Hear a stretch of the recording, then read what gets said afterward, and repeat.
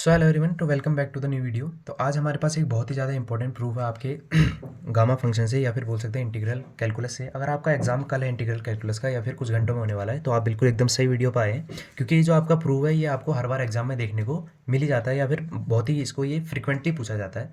तो इसको आज सॉल्व करते हैं। अगर आपको इसका ये गामा फंक्शन है, अगर आपको इसका बिल्कुल भी बेस क्लियर नहीं है तो कोई दिक्कत नहीं है, यहाँ पर आपका सब कुछ जो बेस है वो भी मैं क्लियर कर दूंगा। तो सबसे पहले इसको सॉल्व करने के लिए आपको यहाँ पे दो जो है रिलेशन पता होनी चाहिए। पहला क्या, ये बी, यहाँ पे बी है आपका बीटा, बीटा एम और एन। अगर आपके पास दो फंक्शन है तो उसका गामा में क्या फॉर्मूला होता है, तो beta M function N is equals to gamma N upon gamma M plus N. इसे आप बाय हार्ट याद कर लें, क्योंकि इसके बिना ये क्वेश्चन सॉल्व नहीं होगा। इसको हम बना लेते हैं यहाँ पे सम equation number 1।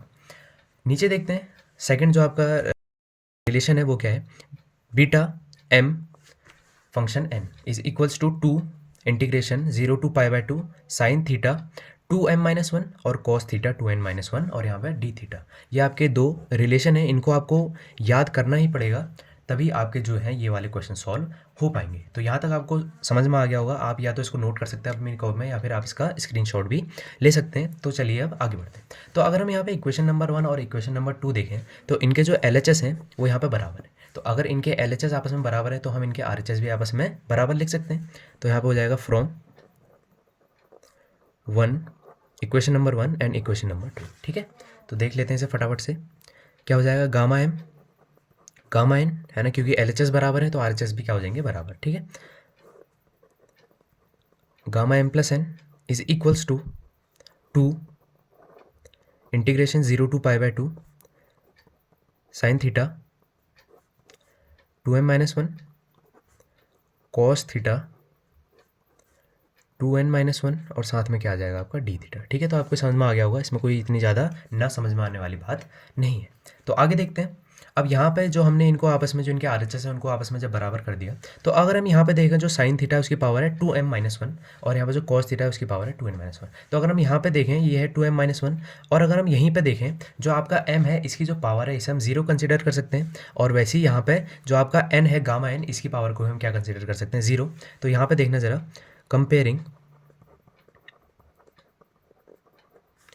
LHS and RHS। ठीक है, इनकी पावर हम कंपेयर कर रहे हैं तो क्या हो जाएगा, देखो ज़रा यहाँ पे 2m-1 ये वाला यहाँ पर कंपेयर कर रहे हैं तो किसके बराबर हो जाएगा, 0 के बराबर। समझ गए मेरी बात को।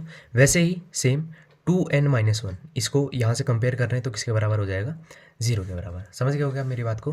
तो अगर हम इसको आगे सॉल्व करें तो m कितना आ जाएगा 1/2, ये आपके पास m की वैल्यू आ गई। और वैसे ही यहाँ से देखें तो n का जो वैल्यू है वो कितनी आ जाएगी 1/2। तो ये चीज़ आपको समझ में आ गई होगी। ठीक है, यहाँ तक आपको कोई दिक्कत नहीं होनी चाहिए। अब यहाँ से आगे बढ़ते हैं। तो यहाँ पे पुटिंग एक काम करते हैं, इसको जो है आपका इक्वेशन नंबर 3 बना देते हैं।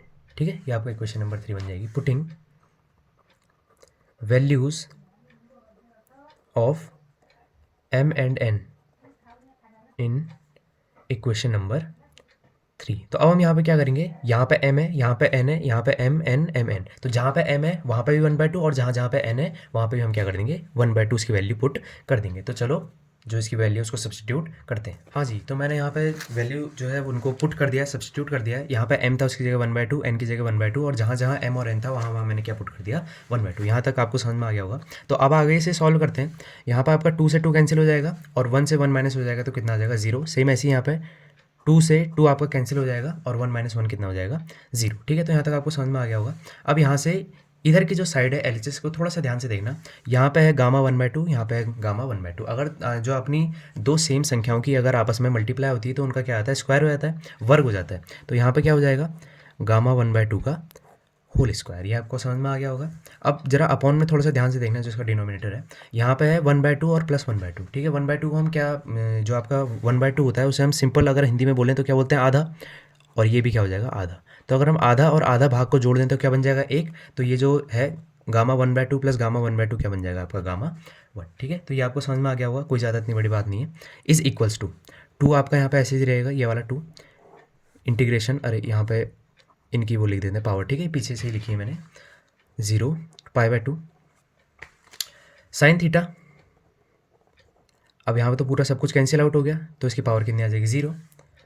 कॉस थीटा जो इसकी पावर है वो कितनी आ जाएगी 0, क्योंकि यहाँ पे सब कुछ कैंसिल आउट हो गया डी थीटा। अब आपको ये चीज़ पता होगी अगर कोई भी आपका फंक्शन है उसकी अगर पावर 0 होती है तो उसकी जो वैल्यू है वो कितनी आती है 1। ठीक है, एग्जांपल के लिए मैं आपको समझाता हूँ। जैसे 2 है, अगर इसकी पावर 0 है तो कितना आएगा 1। कोई भी आपका फंक्शन है अगर उसकी पावर 0 होती है तो जो उसका आंसर आता है वो हमेशा आपका 1 होता है। ठीक है, तो इसे आप याद कर सकते हैं। तो आगे देखते हैं, यहाँ पे गामा 1/2 का होल स्क्वायर, और जो आपका गामा 1 है इसकी वैल्यू होती है 1 फैक्टोरियल, और 1 फैक्टोरियल की वैल्यू कितनी होती है 1 ही होती है, उससे कोई हमको फ़र्क पड़ेगा भी नहीं। 2 इंटीग्रेशन 0 to π/2 साइन थीटा की पावर 0 तो कितना आ जाएगा 1, कॉस थीटा की पावर 0 कितना आ जाएगा 1, और साथ में कितना आ जाएगा डी थीटा। ठीक है, तो यहाँ तक आपको समझ में आ गया होगा। आगे देखते हैं, इसकी तो पूरी की वैल्यू 1 हो जाएगी, तो कितना आ जाएगा गामा 1/2 का होल स्क्वायर, और यहाँ पे 2 0 to π/2। ठीक है, यहाँ पे सब कुछ सेम हो जाएगा, और यहाँ पे क्या आ जाएगा आपका डी थीटा। ठीक है, ये आपको समझ में आ गया होगा, क्योंकि 1 की इससे होगी मल्टीप्लाई डी थीटा से, तो डी थीटा ही आपका आंसर आ जाएगा। यहाँ तक आपको समझ में आ गया होगा। थोड़ा सा और बचा है, इसे देखते हैं, और आपका जो आंसर वो आ जाने वाला है बहुत ही आसानी से। तो गामा 1/2 का होल स्क्वायर 2, अब यहाँ पे क्या कर देंगे, डी से आपका जो इंटीग्रेशन का साइन है वो कैंसिल हो जाएगा। ठीक है, ये आपकी ट्रिक होती है थोड़ा सा याद करने की।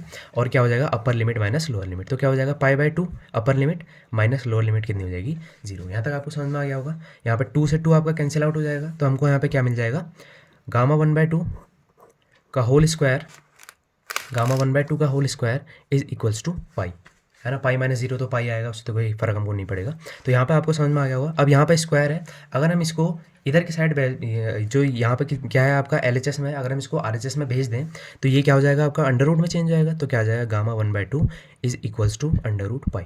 तो अब आपको यहाँ पर साफ साफ दिखाई दे रहा होगा कि यही तो हमने प्रूव करना था, तो यही हमने प्रूव करना था, तो ये आपका यहाँ पे प्रूव हो चुका है। ठीक है, बस आपको कुछ नहीं करना है, जो मैंने आपको 2 इंपॉर्टेंट फार्मूले लिखाए हैं वो आपने याद रखने हैं, और इसी के साथ जो आपका है ये प्रूव्ड हो जाएगा। So thanks for watching. अगर आपको इस वीडियो से कुछ भी समझ में आया है तो आप सब्सक्राइब करना कंसिडर कर सकते हैं, और वीडियो को भी लाइक कर सकते हैं।